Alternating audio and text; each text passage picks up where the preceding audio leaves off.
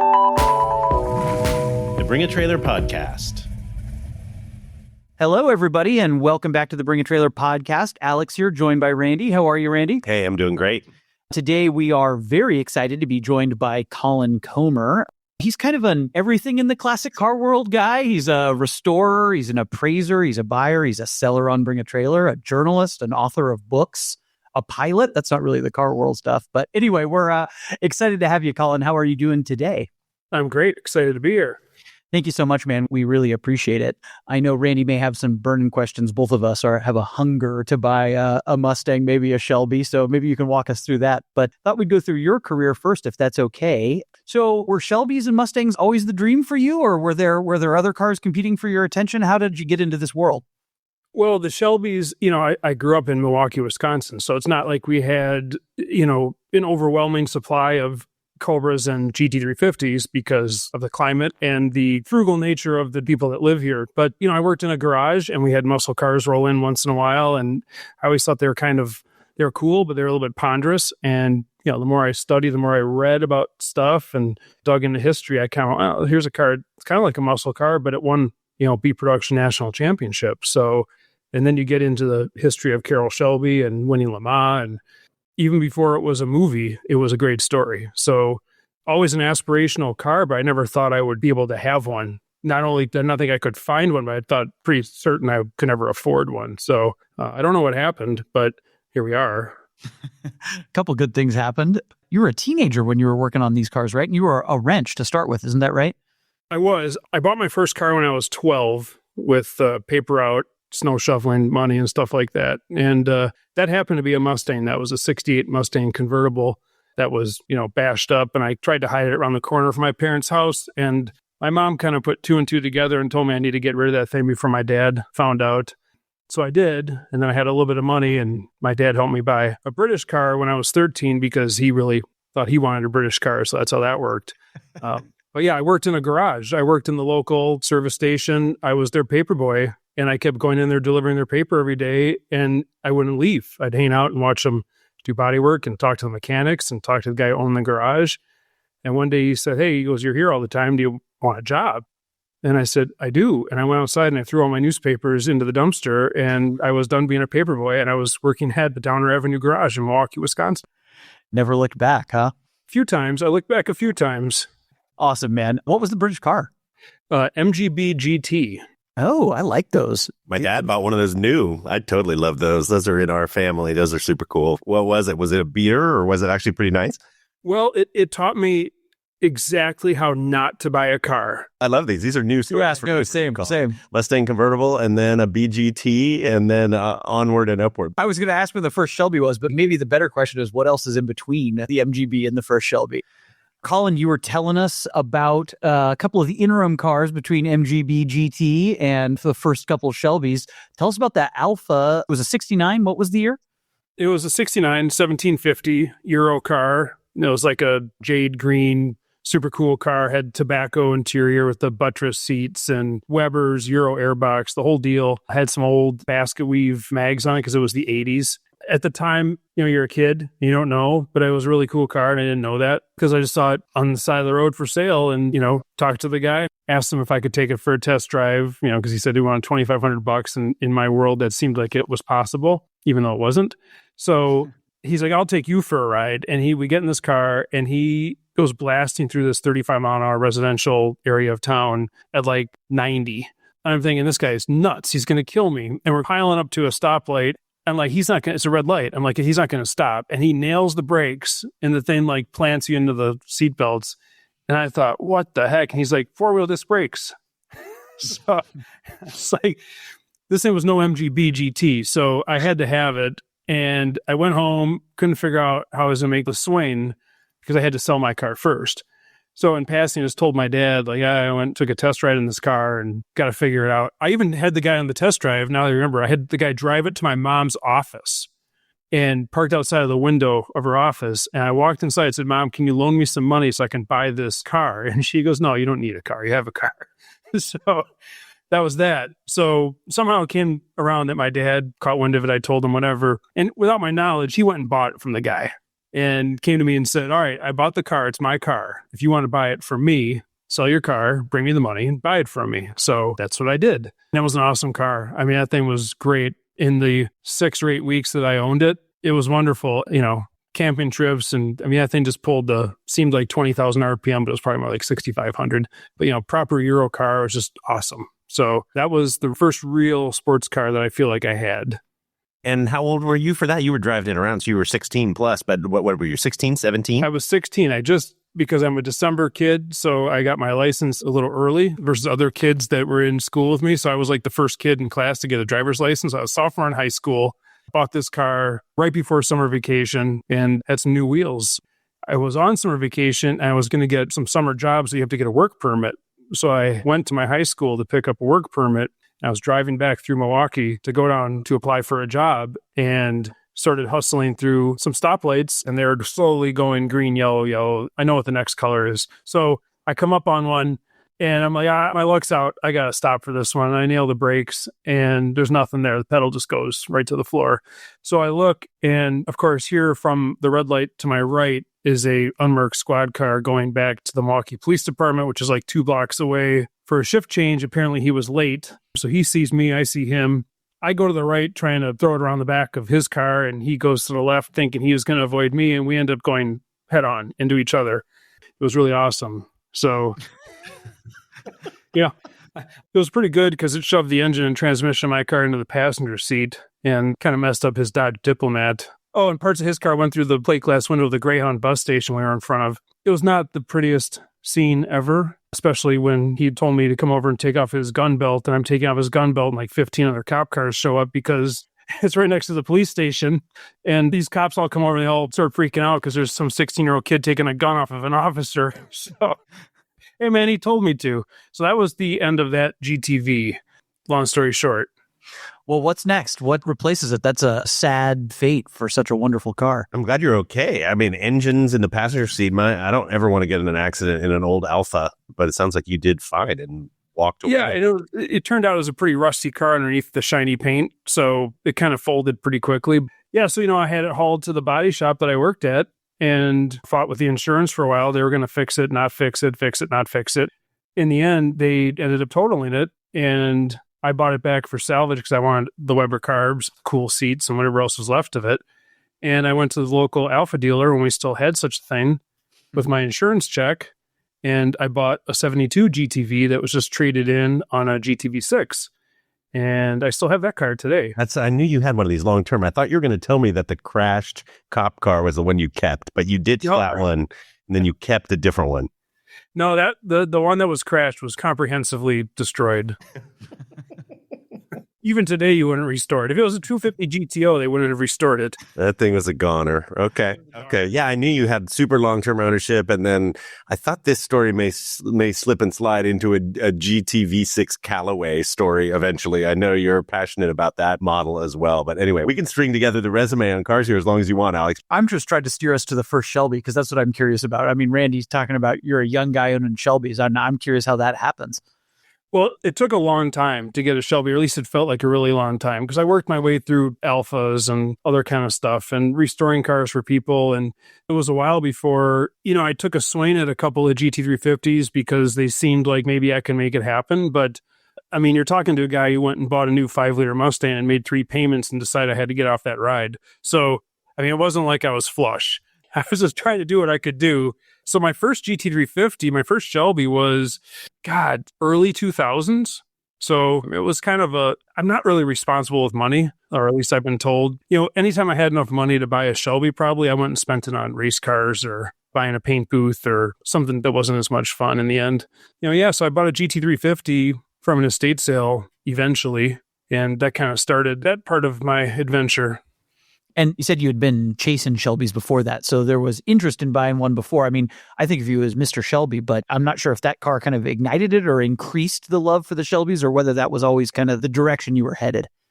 I don't know if the path was really clear, because before there were Shelbys, I actually ended up having some other interesting stuff. I had a number of Ferrari Dinos. I had a Lawn Nose 275 GTB that was like the 4th Lawn Nose car built.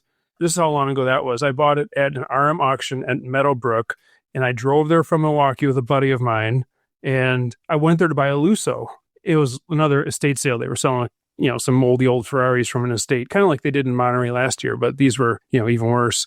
So I went there to buy this Lusso, and I thought, I just sold my Dino at Barrett Jackson. I had bought a Dino for like $35,000, and the market started to take off again, and I sold it for, I don't know, $90,000. So I had $90,000 in my pocket. And I had a banker who just told me that he would finance any difference, but he said, I trust you. He's like, if you go there and buy a car, write the check, hurry back here, I'll give you the money, but you got to get me the title like right away because I could lose my job. So I went there to buy a Lusso, and I looked at the Lusso and I looked at the GTB, and I thought, I don't know, I'm going to see what plays out here. And I just couldn't do it with the Lusso. And I thought the GTB was like $20,000 more, which was a huge amount of money. But I thought, I'm going to take a swing at the GTB. And I ended up getting the 275 GTB for like $120,000 or something like that, or $115,000. And I thought it was a short nose car with a long nose grafted onto it. But then when I got home, I called my buddy, the Ferrari historian, and he goes, oh, no, that's the way it should be. Because that car was a long nose. Originally, it was like a prototype. So but I drove it home from Michigan, and I went through like 2 cases of oil between Meadowbrook and Milwaukee because it used so much oil. It was ridiculous. But yeah, so in between the Alphas and the MGs and the Shelbys, there was a bunch of Ferraris, a bunch of Hemi cars, muscle car stuff, buying stuff, restoring it, playing with it, just always robbing Peter to pay Paul, kind of. I was on an event with you a couple years ago, and you pointed to an orange Ferrari Daytona, which is one of the best looking Daytonas I've ever seen. And you said it used to be your car. Is that the era when you had that car? No, that was a more recent Daytona that I had way back when. It was funny because I had a Dino Spider, and a friend of mine had a Daytona Spider. And he said that his wife wanted a Dino Spider. And he goes, why don't you take the Daytona Spider for a day, drive around? I'll let my wife drive around your Dino, and if she likes it, we'll trade. I said, okay, we went back, and I said, here's a Daytona Spider back. And he goes, yeah, good, we'll do the trade. And I said, no, actually, I don't like this Daytona Spider. I want to keep my Dino. It's more fun. And I still have that Dino today. Amazing. Did you know Colin had all this Ferrari history already? I've seen a few cars go through and him make a few remarks like this, but we jumped a few chapters forward there. I feel like, right? We were talking like rusty Alphas for $2,500, then all of a sudden financing Lusso auction purchases. Like, I never made that leap, dude. I think that's where you and I kind of parted ways, right? Like, I was buying salvage title 2002s, and Colin started going and figuring out how to. He had bankers. I didn't know. I was doing other stuff, but I always loved watching it from the sidelines. It's been super impressive to watch your whole trajectory, Colin. I always wanted these cars. And I just worked. It's all I did. I just worked every day. When I was in high school, I had 3 jobs. When I started my business, I worked there 7 days a week. I still work there 7 days a week. I only work half days, only 12 hours a day now. So, it's like I just worked and just saved up. And I'm like, okay, these cars are getting more expensive. It's like you see something slipping away. It's how I bought my first 289 Cobra. They were 80 grand, 90 grand, 100 grand. It was the same thing with Tom Cotter. Him and Peter Egan went to go get his car. And I read about him, like, these guys are onto something. Like, he's right. You got to buy it now. Otherwise, it's gone. So I sold my house to buy a 289 Cobra. I was like, I can buy another house. So I was like basically homeless going to RM Monterey to buy a 289 Cobra that was, again, like a bankruptcy sale. And even Rob Meyer, who came over and sat down next to me and said, will you stop bidding? You're nuts. And Jack Bockstrom, who worked at RM, and he said, like, the guys who were running RM auctions, they came and sat on either side of me, and they're like, will you please stop bidding? You're making a mistake. I said, no, I don't think I am, because next year this car's going to be 100 grand more. So I'm still talking about buying cars that are millions today. We're just over $100,000 then. Yeah, it's super amazing. And I don't know, I love delving into this more because it's kind of like a entrepreneurial success story, right? Like, you took the risks and figured out how to get the cash and get these cars and saw beforehand that these were going to be valuable. So I think that's super cool. And I don't mind that your dog's barking in the back. I know that you're at home and you got family running all over, and it's all good. We've got that scenario too. But anyway, I think a lot of people, like, I was obsessed with classified ads when I was a kid, and it seems like you were swimming around looking at cars and flipping cars and doing stuff. But I think the print ad days that I tell people about now that makes me sound like a total old man, like a Speedster in the San Jose Mercury News was super normal for there to be Speedsters for 35 grand. And like Shelby's were like high 30s, but a Hertz car was like 22.5 or 24.5, where you'd get the discount. I'm sure you remember those days of fishing around and seeing those cars pop up. And that was late 80s, early 90s, I think. Yeah. It was, I saved a lot of the ads. I used to go to California, Arizona to buy cars, and I was bringing home truckloads of cars. because I was selling late model cars to make money and I was buying collector cars to have fun with. And it was one of those things where I would save the ads, like 446 pack CUDA convertible and 18.5 or best offer. So I clipped some of those out and saved them because I thought this might be a moment in time. I would hang them on my wall because I didn't have any money to buy them, but I'd like put a Speedster ad like taped next to my car posters because I thought it was like a cool thing. So anyway, it's funny. I just think that era is so archaic sounding now, pre-internet, newspaper arriving in your driveway that says there's a Speedster for sale. But I don't know why that like 30 to 35 grand level is what is so memorable to me about when these cars that they say now are 6-figure cars or 7-figure cars or whatever, they were in that sort of range. And it was just, but that was totally out of reach. I mean, that was like twice the price of the car my mom drove or whatever, right? So it was like, there was no way that was ever happening in our family. But I just love that you latched onto that and started buying and selling some of these cars. And then, we ought to talk about some of the sort of highlights of the different vehicles that have come through. Because there was not to jump ahead here, but we've listed a couple real R models on BAT, and those have crazy checkered past. And Colin's always sort of an authority on knowing what's real and what's not. But then you'll just casually drop like, oh yeah, like 6 of the R models have come through my ownership at a different time. And it just blows me away to hear that and that context and just that those have flowed through your shop. But maybe that's a model to chat about or just other Shelbys. But I'm sure some people would love to hear some of those stories.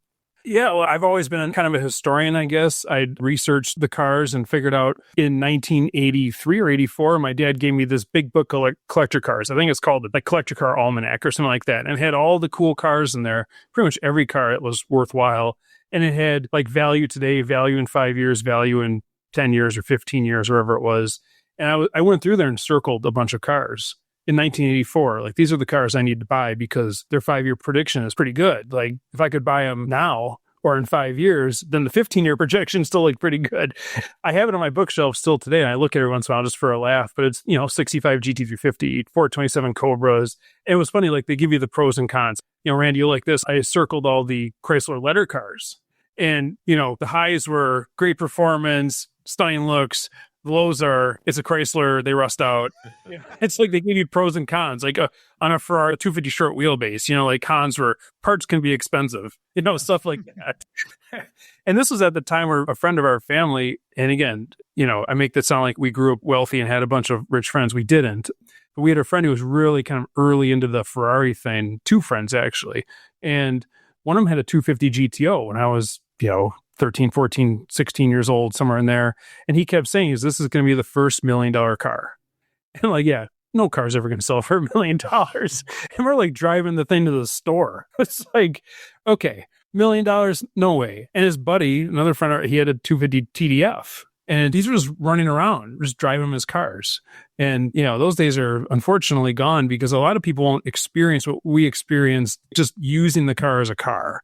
So that's why like 1,000-mile tours and stuff kind of warm my heart because you don't know the car until you drive it and get to spend time with it and know how it smells, know how it sounds, all that kind of stuff. So, but I'm just sounding like the get off my lawn guy right now. That's what I start to sound like too, man. But I love this. I think it's fantastic. Yeah, for me, we didn't have the family friends doing that, but we'd make a pilgrimage to Fantasy Junction across the bay or whatever, and you'd see those cars and blow you away that those cars are just kind of cruising around. Oh yeah, what's out behind the shop? Oh yeah, that's a Lusso we're fixing up to sell. And it's kind of junky or whatever, And right. Nowadays it's just like, oh, it's such a cherished piece, and you can't find one that isn't perfect. And going through a big auction for big commissions, it's just a fun world to look back on how it was a little more casual. And like when I had, I was working on these cars for other people. I worked on cars for collectors. I was restoring cars, and I was restoring 35B Bugattis and 8C Alphas and all this weird stuff. There was just a job for me. I was working on the cars. But I remember one time a guy had an alloy 4-cam, and the windshield wiper motor was up at Motion Products at Wayne Obrey's shop in Neenah, which is 2 hours away. And the guy owns the car. He goes, well, go pick up the windshield wiper motor from Wayne, but drive the car up there and make sure you put it in with him there so you make sure it works before you drive the car home. I don't want him to ship the motor here if it doesn't work. So I start driving this 4-cam up in the rain. It starts raining. I'm like, well, I don't have a windshield wiper motor. At like 100 miles an hour, the rain kind of went off the windshield. So I'm just going on the road, 5,500 RPM in 5th gear in an alloy 4-cam, going to Neenah, Wisconsin, in the middle of a farm field to pick up a wiper motor so I could have wipers on the way home. And you look back and you think it was so miserable at the time. And now you think like that was one of the best days of my life. Yep, absolutely. Absolutely. I love hearing about the business and the stories and how it's grown. And I follow your photos and your feeds. And I've never visited your shop, but I'd still love to visit your shop and come out and just kind of peek around. I'm sure there's a bunch of good stuff. Yeah, you should. You should. And we've got cheese and custard and Culver's. You have Culver's down the road, I'm sure. Oh, we have the places that Culver's copied. You've had so many cars pass through your hands. Maybe one of the entry points is, are there cars that did pass through your hands or through your ownership that you kind of think about the most or that you regret getting rid of the most, the cars that you wish you'd kept? Oh, man, there's so many of them. But you know what? I always tell myself I made the right decision at the time because, again, I couldn't buy another car unless I sold a car. So if I had one cool old car, most of the time I had to get rid of it to get something else, which is okay when you're buying new cars. If you bought, a Viper this year and you wanted to buy next year's Viper, no big deal. But when you have something like a Comp Cobra and you sell it and then you realize, well, that was kind of a mistake. I was partners in ownership of a Cobra Daytona Coupe. And, we brought it to auction. It didn't sell. And my partners were kind of desperate to get out and they were willing to I could have bought it at a loss. And I thought, all right, I really should buy this Daytona Coupe because there's 6 of them and it's a great car. But then I thought, I drove the thing to get coffee and it was kind of miserable compared to a Cobra Roadster. And I just thought, I'm not going to drive it as much as I would drive the Roadster. So I kept the Cobra Roadster and we cashed out of the Daytona Coupe, which was a huge mistake, by the way. That was a tremendous, tremendous mistake looking back. But we never predicted $70 million GTOs. So, but yeah, there's a lot of cars. I mean, some of the cars that I got rid of, they're not worth anything, but it's like you wish you had them back. Stupid stuff. Like, I had a 750 Giulietta Coupe that I loved. I had a Land Cruiser that I loved. These cars that you they come and go, and there's just good memories associated with them where they were a good car, that kind of stuff. What was miserable about a Daytona Coupe compared to a Roadster? I'm sure it's hot and it's like a race car. You try to drive it on the street and it's a nightmare. That would be my guess. But what was the reality? Well, it's funny because I was nervous about it because I went Daytona Coupe insights. You don't get these very often. I don't say speculation on this, right? I'm like, there's no personal experience whatsoever. Well, it was nerve-wracking because I was put in charge of picking the car up. It was out in Arizona. It was at Harley Cluxton's shop. So I picked up from Harley Cluxton's and my partners were extremely nervous. They said, make sure you get this car to your house and park a bunch of cars around it. Make sure nobody can get into the garage door and, sleep in it or something. So, of course, we had it delivered to my house in Arizona and parked a bunch of cars around it. And I thought, all right, this is stupid. The next morning, I'm taking this car for a drive. So, like, if something goes wrong, I'll just buy these guys out. I'll figure out a way. So I went and drove it. It's flat spotted old blue streak tires and stuff. They don't really work until you get everything hot. It really sounded like a car that was designed on a garage floor. The panels are all flapping around and it's miserably hot. And again, I sound like an old man, but compared to a Roadster, you don't notice in a Roadster how hot it is because your feet are on fire, but the rest of you is okay. Not in a coupe. Like you're entirely on fire from your head to your toes. So I thought I would never do a 1,000-mile rally in this car. It would be nobody would want to ride with me. How about a couple 1,000 miles around the Le Mans circuit and that thing? Yeah, we've certainly softened up. That stuff happened. Drivers today, if their air conditioning goes out, they come in and park the car. What's the dream for 1,000 miles, Colin? Maybe we can pivot into Mustangs that Randy and I want. Those certainly seem to be popular on these road racing events. What are the highlights for you in terms of best cars for doing 1,000 miles? Well, I've done probably 30,000-mile rallies, and I think I've done over 20 of them in either a GT350, a 65 or 66, or a Cobra. Really, especially like if you're doing the Copper State 1000, which is obviously in Arizona and it's hot and the sun's pretty brutal because you're right next to it. A white Mustang Coupe is really kind of enjoyable. You put the windows down and it doesn't get too hot inside. And if it breaks, you walk to a Napa and you get the parts and you fix it. That's why I like the stuff, because I like cars that aren't mechanically intimidating. So if you take a 300 SL on a rally, which is a very popular rally car, and your fuel injection pump packs up, well, what are you going to do? You can't just bolt a Holly on it and keep going. You can't go to Napa and say, I need 8 pistons for my diesel injection pump that's pumping gasoline currently, whatever the deal is. So, I've taken European cars on these tours and they're great. You can cruise 120 miles an hour, but honestly, you're not doing that the whole time. So I like mechanical simplicity and something that's kind of loud and rowdy and fast, and you can fix it. I think I recall this correctly. For Road and Track, didn't you drive a Cunningham or some kind of wild open competition car on one of those rallies? Oh, yeah. Yeah, I had a Cunningham team car, knobbly Lister, a Lister Jag. One of the... On the road? You drove that on the road event? Oh, yeah. I drove it all the time on the road. I mean, I had a D-type I drove around and drove it to work, so this is like nothing. A knobbly Lister is like, it's just a straight six Jaguar engine with a Moss box. What could go wrong? So, yeah, I took it on the Copper State 1000 with my buddy Sam Smith. We were both at Road and Track at the time. And, Sam's a little guy. So I thought he's the only guy who would fit on top of the oil tank and the oil lines and sit next to the exhaust on the right side of the car. Alex would have volunteered. Alex would have volunteered to fit. Yeah. Well, I don't know. It got so hot leaving Phoenix. We pulled over and took out the middle of the hood, came out like some Zeus fasteners. And it was so hot. I'm like, we got to take the middle of the hood out. So we took the hood out and found a crew vehicle and threw part of the hood, and the crew vehicle ran with the thing open so the engine could vent because we were just getting roasted. So we did that for, the 1,000-mile thing. And Sam kept wanting to drive, which anybody would do. He's like, I want to drive. He's like Ricky Bobby, like, let me drive. And I'm like, all right. So he pulled into a rest stop. And I'm like, you drive, I'll get in the passenger side. And I like folded myself in there, and it was totally uncomfortable. I took out the seat cushion because otherwise I was like 5 feet above the windscreen. I even made a road rally windshield for it. Went to an airplane windshield place and had to make like a 4-inch taller windscreen for it so we could be a little bit protected. And I wasn't on that side for like, I'm a really bad passenger to begin with, but the thing had a tilt and clutch and it was a little racy, and I put a really tall gear in it so we could go like 200 miles an hour if we wanted to. And Sam was having a hard time getting it going, and I'm really bad with people that are abusing stuff mechanically. So I was like, get out. I'm like, you're not driving. So we pulled over, and he's like, yeah, I don't want to drive anyway. It's too stressful with you next to me. So I drove the rest of the way, and I was like, okay, we did it, and we made the tour, and the thing was great and didn't break. And I don't know if I would do it again. Yeah, I don't think I'd take a British. I think I'm never taking a British car on the Copper State. Copper State needs an American V8, in my opinion. Well, you wrote in your buddy's NASCAR that he took on that event. Yeah, I think about that. We ran the U-Haul NASCAR Torino on that and let me ride shotgun. That was sort of fun. I mean, there's Porsches that run that event, and there's all sorts of different stuff. But Colin, yeah, I think you're dead on in taking a US V8 powered car that the Napa Auto can basically fix 80% of your problems. Falcon carburetors can even need some work. I hear those need some work every once in a while. Always happy to offer support for other Ford-powered cars on these things. Yeah. You were very helpful, Colin. I have a lot of gratitude for that. Many beers. Many Blueskies. Talk to us a little bit about your pivot to writing. So you're a kind of noted author, Shelby expert. I used to read your work in Road and Track all the time. How did that come about? Was it something you always wanted to do, or something that came about on accident?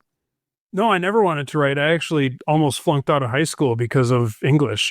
I went to a Jesuit high school, and they were really strict, and I just didn't want to do any writing. So that almost was the straw that broke the camel's back.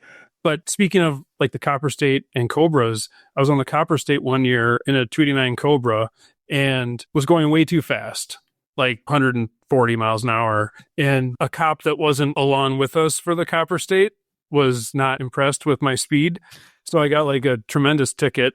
And it turned out I bargained it down to doing online traffic school from Wisconsin. So I'm sitting at my computer in Wisconsin doing online traffic school late one night. It's like midnight. And I thought I could just breeze through it, but it turns out they time every page. So you can't like flip to the next page unless you spend 3 minutes on the page, because they really want you to know why you can't turn right on red, apparently. So I'm reading Sports Car Market, and this was 2004. And the cover of Sports Car Market was the muscle car market's crashing, get out while you can, women and children first, that kind of thing. So I look in there, I'm like, oh, Keith Martin. I'd subscribed with Keith since the Alfa Romeo market letter days. So I sent him an email and said, hey, you're an idiot. Don't write about muscle cars people on the market.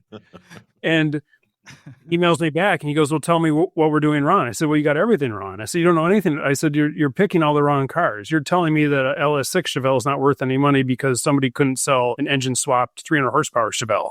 Like, it's really not the right thing. So we kind of got into an argument because we're friends and we do that. And he's like, great. Well, you write for us. I said, sure, I'll write for you. Bring it on. And the next morning I get an email from his managing editor or something. He's like, hey, here you're writing for us. I'm like, oh, crap. I wasn't serious. So that led to being, many, many years of writing a column, doing the American car content for Sports Car Market. And I was editor at large for American Car Collector magazine, Corvette Market magazine. I did pretty much checks and balances on that stuff, which, I didn't think anything of it. You write a column once a month. And then one day I'm at my shop and these guys show up and go, "Hey, we're from Motor Books International. Have you heard of us?" I'm like, "Yeah, you make the car books," because they're from Wisconsin. And they said, "We want you to write a book for us." I said, "No, I don't know how to write a book." And they said, "Well, just like doing a whole bunch of your columns, like we call those chapters." So they kind of explained how many words are in your columns. They said, 1,500, 2,000. Great. You can make 2,000 word chapters and break it down and write a book for us. And I said, I don't really want to do that. And I took one of them, Darwin Holmstrom. I took him for a ride. It was winter, but the roads were decent. I took him for a ride on a 427 Cobra. And it started snowing and he didn't say anything the whole ride. And we got back and he's like, "Dude, I've raced motorcycles my whole life. And that's the scariest freaking thing I've ever done." He's like, "You're insane." He's like, "You got to write a book for us because you're nuts. You fit right in." I said, "Okay."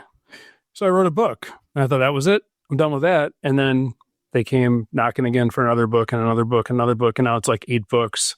And I swear I'm done. I got to be done with this. Can't wait to read the next one, Colin. Which one was the first one, though? Which one was the one that they got you to write first off? The first one was $1 Million Muscle Cars, because I was kind of the muscle car guy back then. And I had a pretty good knowledge of muscle cars and I was writing about it. And USA Today came when stuff was getting crazy in 2004 or 5 or 6. And they did like a big cover story on muscle cars and featured my dealership and my cars and what I was doing. And then it, when you on the front page of USA Today, then other people started calling. All of a sudden I was getting quoted everywhere. And it was like a perfect storm. And all of a sudden they wanted me to write a muscle car book because I was getting quoted about muscle car values. And we laughed about it. I thought, well, when they're selling this book as a closeout, they can call it cars formerly known as $1 Million Muscle Cars. But lo and behold, some of those $1 Million cars are still worth that or more. But they went through a season where they weren't. I think that'd be an interesting book about 6 years after that, right? And then it went through a trough and now they're back again. So that's where they stopped printing, new editions of that book was like 2008, 2009. I'm glad you asked that question, Alex, because I wanted to know how you dove into that. And I knew about magazines, but then, writing books is a whole nother animal. We're in a lot of focus and I don't know if you could be, turning wrenches or running a staff in the garage while you're trying to focus on getting chapters out for a publisher who I'm sure is breathing down your neck. That's a tricky balance. Yeah, well, the deal is I always wrote them at night. So if you really want to know the secret is when my wife went to bed or everything was quiet, the phone stopped ringing, the email stopped coming in, I would sit there and write. I'd be like, okay, to get this book, I'm a procrastinator. So I would have like 2 years to write a book and 4 months to go. I'd sit down like, well, I should probably do an outline and start cranking out a chapter or two here and there. And they're history books, you have to get the pictures to go with the story and the words. So finding the pictures is really the difficult part. You really have to start thinking about that well in advance, which I'm not great at. But I write them at night and go, okay, to make this June deadline, I have to write 4 chapters tonight. And I'd write all night, and then I'd go to work in the morning and come home and proofread what I wrote the night before and then write 4 more chapters. Geez, Randy, there's another similarity between you and Colin. Well, yeah. Do all the writing at midnight. That's when you do it. That's when people are asleep and won't bother you or think it's an insane idea. So no, I love that. Right. I think that's fascinating. And not to pry too much, but I mean, is writing a profitable enterprise or are you doing this for charity? Like, I don't know if writing muscle car books is a viable profession I can tell my kid to start writing about, or is the restoration and buying and selling business what props up the writing business? How does that all work? The writing is a total disaster. I think the only way you can write a book and make money is if you self-publish. And I don't self-publish. I didn't care if I made money from the books. For me, it was, I've been really lucky to know a lot of the players, especially with Shelby, because I was so deeply involved and am still deeply involved with Shelby. But I got to know, Peter Brock and Phil Remington and Carol Shelby. These were all people that I was like close with. And you start thinking to yourself, like, these guys are leaving us and we need to get these stories down. I would sit down with Remington and all of a sudden he'd pop out a story that nobody ever heard before. The people that were there knew about it.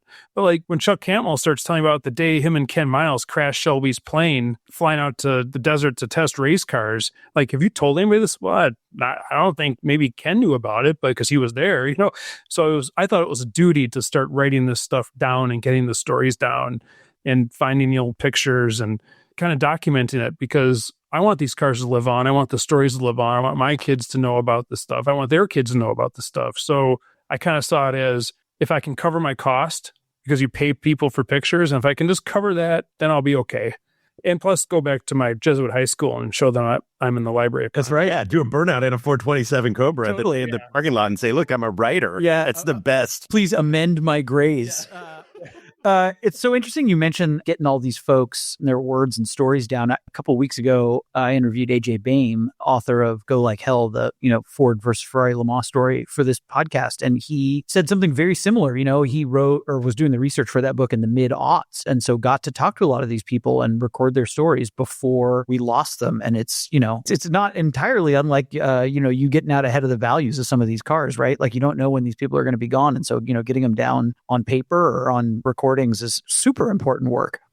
Yeah, some of my most prized possessions are like the notes. When I was writing stuff, I would write a chapter or write a story about Shelby, and I would send it over to Remington, and he had the most beautiful handwriting. And he would put notes on there, and his handwriting was beautiful, but he didn't mince words. So like he would give them to his daughter to scan them and send them back to me, or he'd mail them back to me sometimes. And I get what I thought was the right thing. And then he would send it back and like cross out 90% of it and write in what really happened when he was there. But it was funny because I'm like, I can't believe I'm getting letters from Phil Remington. This is so fantastic. You have Phil Remington marginalia in your collection there, Colin. That's pretty amazing. Yeah, it's great just to talk to these guys and get the stories. I wanted to write all the books as if, I'm just sitting there with a guy getting a story done and then telling it to you. I wanted to tell it exactly as it was told to me, and just a casual conversation like you just interviewed Peter Egan. He's the master. His conversational style is, it was like a guiding light for everybody who ever wanted to write about cars or the car hobby. So he's a national treasure. And I grew up reading his stuff. My formative years was reading Peter Egan. You read this stuff and it's like, okay, this guy's not talking down to you and he's not trying to show how smart he is. He's just telling you the story. Like, here are the facts. And that's what I always try to do. Just make it so people want to sit down and read it. Yeah, completely unassuming. And he was like that in person. If it's okay, maybe we could shift gears here. I think we'd be remiss if we didn't Bring a Trailer a little bit. We've got Randy here. We've got you here. You've got your CC350 account on Bring a Trailer. Colin saying before we were recording, it's old school. It's 2009, Randy. Can you believe that? Were you aware that was Colin way back in the day? This is way pre-auction. Totally. Well, you got to kind of decode it, right? It's CC350 name I've always thought was clever and knew that he liked Shelby's, knew his initials, and you don't hide from things, right? Your entity's called Colin's Classic Automobiles, so your name is out there. But no, 2009 was fairly early days for VAT, but as you can hear from all these stories, Colin was kind of rocking and rolling in the business. I would have been flattered for someone like him to sign up in 2009 when I was just sort of duct taping everything together. But fast forward, now we've got, I think it's, well over 50, maybe approaching 60 cars that he's sold over the years on BAT, commented on many more than that. Has an interesting mix. We associate you so closely with Shelby, Colin, but right now you got a BMW Z8 or Alpina Roadster, I think, and you've got like a pre-war Lincoln. You've got always interesting stuff. Are these like cars you went out and found? Are these clients with trades because they're trying to patch together a 427 Cobra purchase from you? Or like what are these cars doing moving through your shop? Oh my God, you are too good. So those are trades on a 427 Cobra. But here, dude, I'm totally BSing and making that up. Are you kidding? I kid you not. I just took 4 trades on a 427 Cobra. Wait, can you say what the other 2 were? I want to know. I want to, back of the napkin this thing. But what? Man, a guy trades you a pre-war Lincoln on a Cobra. What are the other 2? A 67 Corvette. Okay. And a 73 Mustang. Okay. All right. Well, we got the best 2 out of the 4, I'll say. You're getting all 4. Don't worry. Okay, great. We get the vet too. I don't know about a 73 Mustang unless it's a special one. Oh, wait until you see it. It's pretty ridiculous. Some every store, like 3 parts NOS. Colin always has an amazing, even if it's a pedestrian model, it's always well presented and always just a great car if it comes from Colin. I still remember the first one that I edited when I started Bring a Trailer was an Alpha. I remember his car too. You remember the red Land Cruiser with the hood stripes on it that sold for $70,000, and I was outraged that someone would pay that much. But right now, I have a red late 70s FJ40, and it's a nightmare. And I was like, why didn't I just buy that one that he had? Like that was like the best one, and he said so. He told me I should buy it, and I was too much of a cheapskate. But anyway, lots of water under the bridge on the old CC350 account, Colin. Yeah, well, in the pre-auction days is when I bought my FJ55 on Bring a Trailer. The blue and white one? You still have that, don't you? Yeah. You had it as an exclusive, I think. It was a BAT exclusive, and I contacted the guy and said, I'll take it. And he got cold feet, or what'd he do? Yeah, he ghosted me. Oh, or did he sell it to somebody else, or he just held on to it? I thought he sold to somebody else, but I said, hey, listen, I said, I told you I'd pay your price. If you want more, just tell me what you want. I want an Iron Pig. And this was like original paint, low mileage. It's the one I wanted.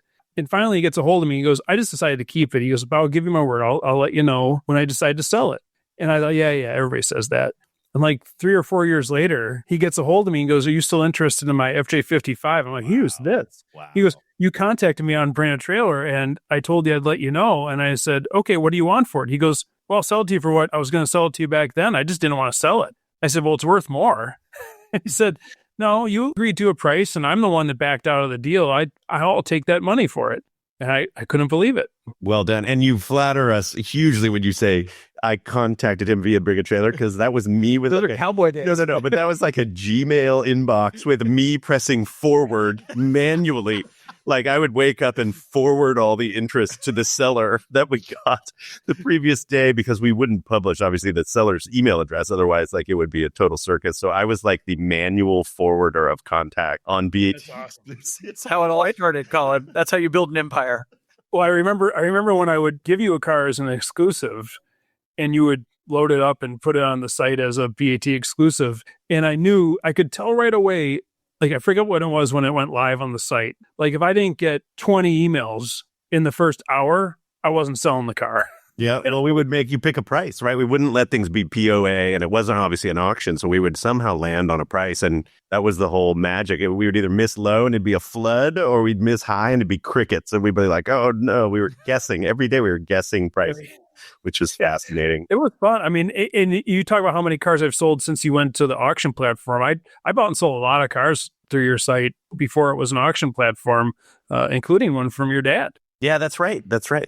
L&M. What did he buy from L&M? Well, my dad found this guy in his neighborhood, as he still does. And yeah, he called it the pastor's bug eye. It was some like church pastor that like the back building at his house or the church or something had a bug eye Sprite in it. And, you know, my dad lives near San Jose, California, where like black plate cars in garages was a normal deal forever and ever.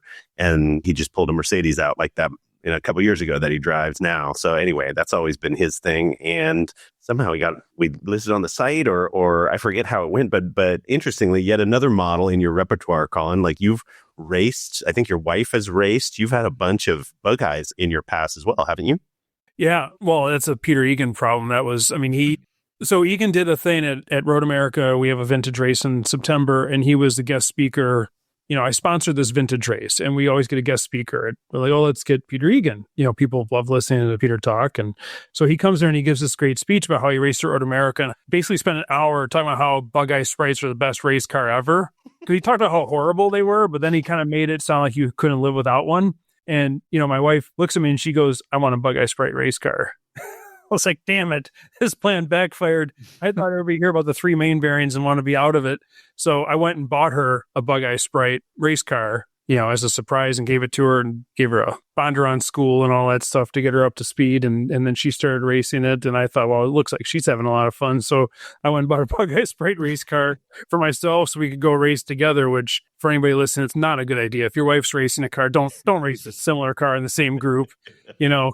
Because either she's going to accuse you of taking a dive or she's going to be mad that you're faster. So you just can't win. And I literally mean don't win. Like if you're out there with your wife on the track. But anyway, so then we did that. That's why I bought the car through your dad, the pastor's bug eye, because I remember having to twist his arm because he said he was just inundated with people wanting to buy it. And I said, listen, I really want to buy this for my wife because it had a stuck engine, as you remember. And I said, I want to buy this for my wife because she's racing a bug eye Sprite. And I want her to see like what it takes to take one of these engines apart and rebuild it. So I promised that's what I'm doing. I'm not flipping it.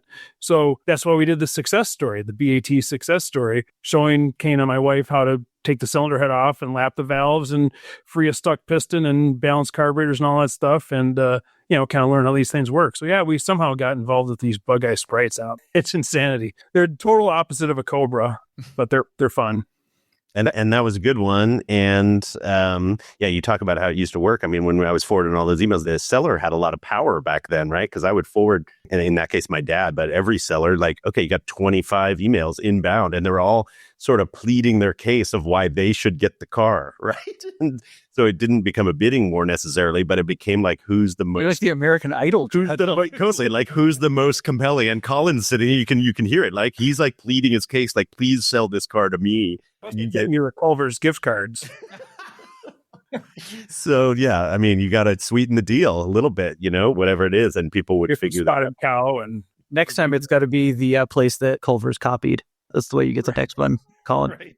Are you still messing around with bug eyes? Yeah, we still have our 2 race bug eyes, which are pretty well prepared and they're good, fun little cars. And we like going out there and beating up on the 356s. So we have those 2 race cars, and I have 1 street car, that nice original paint, little California early 58 with a painted windshield post and all that stuff. That's probably going to go away because we just don't use it. But that's where we're at right now. 3 bug eyes, I think that's plenty. The family of bug eyes. Yeah. Amazing. Right. Our kids are kind of eyeing them up and going, if I reach the pedals, can I? Nope. No, you can't race this car. You're going to race something safe. Our son's racing go-karts now, and he's looking at the Trans Am car and going, Dad, nope. That's an easy jump. Yeah, that's a pretty quick jump after karts, right? Can't go from 7 horsepower to 850 horsepower. That's normal. Not logical. Colin, do you remember how you first heard about Bring a Trailer? You were so early on. I think I stumbled into it somehow, 2010, 2011. I can't remember how. Do you remember how you first heard about it? I think I went to a Texas Roadhouse and it was on the bathroom wall. Well, okay. Okay, next topic. No, I really don't. I think obviously a friend of mine told me about it because I wouldn't find anything good on my own. And there was a while there where I was just so enthralled with what you were doing, Randy. I was like, this thing is just awesome. And, you're friends with Stuart Schoen and I'm friends with Stuart Schoen. And I went to Stuart and I'm like, hey, you should talk to him. Like, U-Haul, Bring a Trailer, like... I've always thought that was a marriage made in heaven. I've had dreams, and I've told him this and others. He's affiliated with U-Haul, obviously, and I was like, man, if you can buy a car on BAT and you get like 500 miles of free U-Haul trailer, like that would have been very appealing to me, and it still is, and sometimes, and figuring out how to patch together some way to drag some car home from who knows where. I mean, what you did was very much like Sports Car Market. It started as Keith was faxing over these pages of Alphas had sold, and all of a sudden you have Sports Car Market magazine, and it became more than just Alfa Romeos. So you went from this thing like this kind of insider only deal, and now I'm not asking you to say how many users you have, but holy cow, I mean, Randy's the reasons why yeah, we talk about that all the time. It's crazy, and there are users all over the place. But yeah, there's over 1 million registered accounts on BAT now, right? It's 1.2 million or something. We're getting close to registered accounts, so that's totally crazy. People that care about this crazy stuff, and obviously the model has evolved and the inventory has evolved. It's not all bug eyes and cars we're dragging out of the back of buildings or whatever. But it's pretty cool to see it take fire like that. Yeah. I mean, like when I put a C4 Corvette on there and it ends up going to Greece or, and people are asking, like, why would you? Is that the good news or the bad news? That sounds, I don't know. No, that car did really well. The one that Randy and I were oogling over was the black Saline Fox body. Oh, gosh. Randy's, are we really going to? Randy's upset that car not here at an hour into the podcast. I've been saving Steve Saline references. How do you say his last name, Colin? Saline. That's what I say too. What do you, oh man, so many people say saline and it drives me bananas. So that what's in it? Sailing down. Sailing in a boat. Yeah, right. Saline solution for your eyes, right? But yeah, I've always, not that I know better, but that's why I ask you, because I'm sure, I bet you've met him and he's shared stories about crashing private planes or whatever else too. You haven't written a Saline Mustang book, have you? No, I probably won't, because I just... Speaking of books nobody will buy. There's actually a lot of books out there on it already. There's like the whole deal. So, but there are people far more well-versed. I just like them because I like Fox Body Mustangs, and I think that's like the Shelby versions. Yeah. But when they were $15,000 and I was buying them up and I had told you said, I kind of like those. I was sending, by mistake, I sold the 2 white with blue stripe cars. I sent them to meet them, and you made the comment like, oh, why would you rent them there? I'm like, well, you can still go there and buy them. And I should have. I remember those, sitting on the showroom floor at Frontier Ford right here in the Bay Area. My dad is buying an Aerostar for our family, and there's a Saline Mustang brand new on the showroom floor. I mean, those sort of memories never, ever, ever go away. Like, Dad, why can't you buy the terrible decision sitting on the showroom floor instead of a family car? And those were there, man. 87, 88, brand spanking new. You've got a lot of great cars, Randy, but there's a Fox body shaped hole in that. In my heart. I know. In my heart. Yep, pretty much. Yeah. Everybody wants a car that rides horribly and isn't really fast. Oh man, Colin, we could talk we didn't dive into racing. We didn't talk airplanes, which is, I'll have to wait till Randy's not here to stare daggers at me to talk airplanes. I want to do that with you. I'd love to do this again sometime so we could dive into buying and selling on Bring a Trailer. I mean, our success is thanks in no small part to folks like yourself who are seasoned, fantastic sellers who know how to present the hell out of a car. And so we could probably spend a whole episode just talking about how you do that because you do such a great job. We want to wrap up here pretty soon. But before we do, I asked this to Peter Egan last week, and I would like to ask it to you too, Colin, because you're just such a wealth of knowledge on everything kind of car related. What was the last great thing you drove, or the last great thing that really got you juiced up or excited? Boy, that's a tough one. I mean, I guess recently I bought a 240Z, a 71 240Z. My friend's dad bought it new. It's like a 40,000 mile car. It's just been sitting in a garage forever. And they called me and wanted me to sell it for him. And we picked the car up, got it out of the garage, got it back to Wisconsin. And I said, let's just get it here. I'll take a look at it and tell you what I think it's worth and what we should do with it. And I got it back and I said, I got to be honest with you, I got to own this car. So here's what I think it's worth. I'll pay them whatever you think. And, they thought about it. And I think they were kind of confused as to why I would pay more than I told them it was worth, but I just wanted the car. So that kind of thing, it doesn't matter the price of the car. Like finding a good car and something that's cool. And I love early Z cars. And so now I'm like messing around with it and we're dry ice blasting it and, getting it running again. And I like projects like that. I like finding stuff that, good story, one owner cars, great history, original paint. Like these are all like my hot buttons, finding stuff that has just been hiding away. I drive all kinds of cars, but to find something neat that hasn't been, especially in this day and age where everything seems to trade hands, like everything's had 100 owners and everything's been to 5 different auctions in the past 10 years. I want the car that hasn't been to auction. That's all.